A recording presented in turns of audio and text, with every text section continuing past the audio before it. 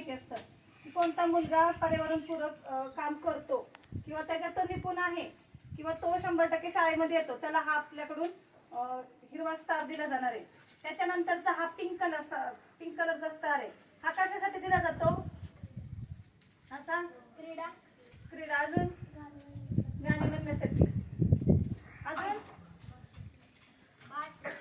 भाषण, अजून म्हणजे तुमच्या अभ्यासाव्यतिरिक्त इतर ऍक्टिव्हिटी मध्ये तुम्ही ज्यात भाग घेता आहे की नाही, त्याच्यासाठी हा स्टार दिला जाणार आहे. आणि हा स्टार कशासाठी असणार आहे?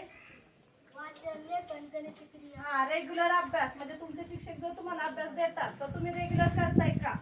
त्याच्यानंतर शुद्ध लेखन असो, तुमच्या इथं कोणत्याही गणिती क्रिया असू, पाढे असू, ते तुम्ही रेग्युलर करत आहात का? याच्यासाठी तुम्हाला हा स्टार देणार आहे.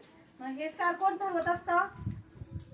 शिक्षक ठरवणार आहेत, आहे की नाही? मग तुम्ही कसं वागायचं, तुमची शिस्त कशी आहे, तुम्ही कसं राहता, त्याच्यानंतर तुम्ही किती अभ्यास करता, रेग्युलर शाळेत येता का नाही, यासाठी तुम्हाला हे स्टार दिले जाणार आहेत. आणि याचा एक म्हणजे महत्वाचा फायदा सर असा आहे की मुलांना एकाला स्टार मिळाला तर दुसऱ्याला पण त्याच्याविषयी वाटतं की मलाही मिळावा. हा, एक उत्सुकता राहते. त्याच्यामुळं त्याला पण तो स्टार मिळवण्यासाठी बरेचशे मुलांचा फीडबॅक असा आहे की पोरं शाळेत रेग्युलर यायला लागले. त्याच्यामुळं हा, म्हणजे पोरं गैरहजर राहत नाहीत, आता रेग्युलर शाळेमध्ये येतात.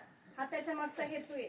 आणि हे सगळं मुलांसाठीच असतं, मुलांना काहीतरी प्रोत्साहन देण्यासाठी. आणि हा आता पंचायत समितीने राबवलेला स्टार आहे. ह्याच्यावरती पंचायत समितीचे लोगो येतात.